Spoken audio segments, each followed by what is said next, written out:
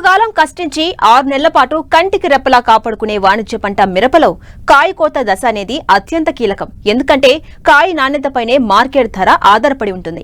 ఏ మాత్రం అశ్రద్ధ చేసినా తాలుకాయ ఎక్కువ వచ్చి రైతు తీవ్రంగా నష్టపోయే ప్రమాదం ఉంటుంది. నీటి వసతి కింద మిరప పండించే రైతులు జనవరి నుంచి మార్చి వరకు మిరప కోతలు చేస్తుంటారు. మరి కాయ కోత దశ మిరప ఎండబెట్టేటప్పుడు పాటించాల్సిన జాగ్రత్తలు ఏ విధంగా ఉండాలో ఇప్పుడు చూద్దాం.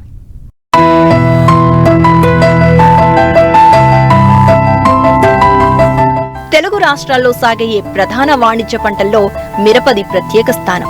ఎగుమతులతో ఏటా 4,000 కోట్లకు పైగా విదేశీ మారక ద్రవ్యం ఆర్జిస్తున్న ఈ పంట ఉత్పత్తిలో రైతు శ్రమ, సామర్థ్యం విలువ కట్టలేనిది. ప్రస్తుతం నీటి వసతి కింద అక్టోబర్లో సాగు చేసిన మిరప తోటల్లో కాయ కోతలు ముమ్మరంగా జరుగుతున్నాయి. సాధారణంగా జనవరి నుంచి మార్చి వరకు మిరప కోతలు కొనసాగుతాయి.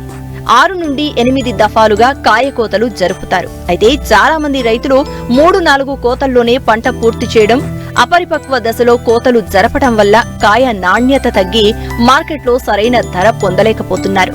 మిరపలో మొదటి 2 కోతల్లో పంట ఇంకా పూత, కాయ అభివృద్ధి చెందే దశలోనే ఉంటుంది. అందువల్ల పంట పెరుగుదల, కాయ పక్వ దశను బట్టి కోతలు చేస్తూ కాయలను ఎండబెట్టేటప్పుడు ఆప్లోటాక్సిన్లు అభివృద్ధి చెందకుండా తగిన మెళకువలు పాటించినట్లయితే మంచి ఫలితాలు సాధించవచ్చని సూచిస్తున్నారు ఖమ్మం జిల్లా Wyra Krishi Vignana Kendram program coordinator doctor J Hemanth Kumar. ప్రస్తుతం మిరప చూసుకున్నట్టయితే మొదటి కోత అదే రకంగా రెండో కోత దశలో ఉంది.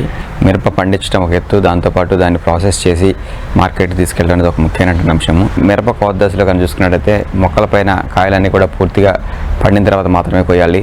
దాంతోపాటు చూసుకున్నట్టయితే మరీ ఎక్కువగా పండిస్తే కాయలపై ముడతలు పడి తద్వారా సూర్యరశ్మి తాకిడికి అధిక రంగు తగ్గేదానికి అవకాశం ఉంటుంది. అదే రకంగా నాణ్యత కూడా కోల్పోతూ ఉంటుంది. కాబట్టి పండినటువంటి కాయలన్నింటినీ ఎప్పటికప్పుడు కోసుకోవడం అనేది ఒక ముఖ్యమైనటువంటి అంశంగా గుర్తించాలి. సుమారుగా 95 నుంచి 99% అంత విస్తీర్ణం అంతా కూడా నీటిపారుదల కింద సాగు చేస్తూ ఉంటారు. కాబట్టి ఈ యొక్క నీటి వసతి ఉన్నటువంటి పరిస్థితుల్లో కనుక చూసుకున్నట్టయితే ముఖ్యంగా 6 నుంచి 8 కోతలు కనుక కోసుకున్నట్టయితే చాలా వరకు మంచి కాయలు దిగుబడి సాధించేదానికి అవకాశం ఉంటుంది. ముఖ్యంగా మిరప కోసే పరిస్థితులు కనుక చూసుకున్నట్టయితే సరైన వాతావరణ పరిస్థితులు మాత్రమే, అంటే ముఖ్యంగా చూసుకున్నట్టయితే పొడి వాతావరణంలో కాయలు కోసుకున్నట్టయితే చాలా వరకు నాణ్యత బాగా ఉండేదానికి అవకాశం ఉంటుంది. అలా కాకుండా బాగా మంచు పడుతున్నప్పుడు కానీ లేకపోతే వర్షపు జల్లులు పడుతున్నప్పుడు కానీ మనం కాయలు కోసుకున్నట్టయితే కాయల్లో తేమ శాతం ఎక్కువగా ఉండటం వల్ల ఈ యొక్క కాయలు ఎండటానికి ఎక్కువ సమయం తీసుకోవడంతో పాటుగా అఫ్లాటాక్సిన్స్ అదే రకంగా శిలీంధ్రానికి సంబంధించినటువంటి పెరుగుదల కూడా మనం చూసేదానికి అవకాశం ఉంటుంది. ముఖ్యంగా మనం చూసుకున్నట్టయితే ఎప్పుడైతే మనం ప్రతి కోత దశలో కానీ చూసుకున్నట్టయితే కోసిన తర్వాత కాయల్ని ముఖ్యంగా రాసులుగా పోసి ఎండబెట్టాలి ఒక రోజు నైట్. ఇలా చేయటం వల్ల ఏంటంటే మనకు ముఖ్యంగా కోసినటువంటి కాయలు సరిగా పండటం, రంగు కూడా సరైన సాంద్రతలో ఉండటం వల్ల అన్ని కాయలు కూడా ఎరుపు రంగులో ఉండటం, తద్వారా మనం వీటిని తీసుకెళ్ళి మనం కళ్ళ మీద వేసినప్పుడు ప్రతి కోత దశలో ఉన్నటువంటి మిరప నాణ్యత బాగా ఉండేదానికి అవకాశం ఉంటుంది. ముఖ్యంగా మనం చూసుకున్నట్టయితే కాయలను మనం కోసిన తర్వాత నేలపై కానీ లేదా పేడాలకి కళ్ళాలపై కానీ ఇసుక మీద కానీ ఆరబెట్టకూడదు.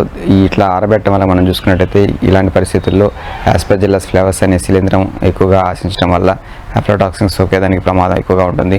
కోసినటువంటి కాయల్ని ప్లాస్టిక్ పట్టాల మీద కానీ లేదా శుభ్రమైనటువంటి కాంక్రీట్ కళ్ళాల మీద కానీ మాత్రమే ఆరబెట్టుకున్నట్టయితే చాలా వరకు ఈ యొక్క భూమి నుంచి వచ్చేటటువంటి శిలీంధ్రాలు ఇలాంటి పెరుగుదల లేకుండా తద్వారా మంచి నాణ్యమైనటువంటి మిరపను సాధించేదానికి అవకాశం ఉంటుంది.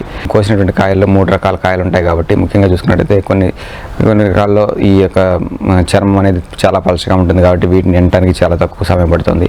కొన్ని పరిస్థితుల్లో కానీ చూసుకున్నట్టయితే ఈ రకాలు అంటే ముఖ్యంగా లప్ప మిరపకాయ రకాలు అంటే పాప్రికా రకాలు చూసుకున్నట్టయితే ఈ యొక్క చర్మం అంతా కూడా మందంగా ఉంటుంది. కాబట్టి వీటి ఎండటానికి అంటే వీటిలో నీటి శాతం ఎక్కువగా ఉంటుంది. కాబట్టి ఎండటానికి ఎక్కువ సమయం తీసుకునేదానికి అవకాశం ఉంటుంది. కాబట్టి పండించేటువంటి పంట పరిస్థితిని బట్టి చూసుకుని దానికి తగ్గట్టుగా మనం కళ్ళాల మీద వేసుకొని ఆరబెట్టుకున్నట్టయితే చాలా వరకు మంచి నాణ్యతమైనటువంటి మిరపను సాధించేదానికి అవకాశం ఉంటుంది.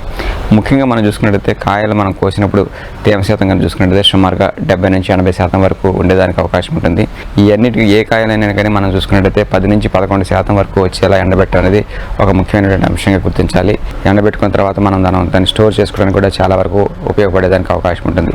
పురుగు మందులు అదే రకంగా తెగులు మందులు స్ప్రే చేసిన తర్వాత కనీసం 15 రోజుల వ్యవధి ఉన్న తర్వాత మాత్రమే కోతను ప్రారంభించుకున్నట్టయితే ఈ యొక్క పురుగు మందు సంబంధించినటువంటి అవశేషాలు ఏది కూడా మిరపకాయల్లో రాకుండా తద్వారా మంచి నాణ్యమైన మిరపను సాధించి తద్వారా ఎక్స్పోర్ట్ చేసుకోవడానికి కూడా చాలా వరకు వీలుండేదానికి అవకాశం ఉంటుంది. కోల్డ్ స్టోరేజ్లో వాడిన పరిస్థితులు కనుక చూసుకున్నట్టయితే ఈ కాయల యొక్క రంగు అదే రకంగా నాణ్యత కోల్పోకుండా ఉంటుంది కాబట్టి తద్వారా మనం స్టోర్ చేసి అమ్ముకున్నటువంటి పరిస్థితుల్లో కూడా చాలా వరకు మంచి రేటు పలికేదానికి అవకాశం ఉంటుంది. కాబట్టి మార్కెట్లో మంచి నాణ్యతమైనటువంటి మిరప వచ్చి తద్వారా మంచి రేటు సాధించేదానికి వీలుంటుంది.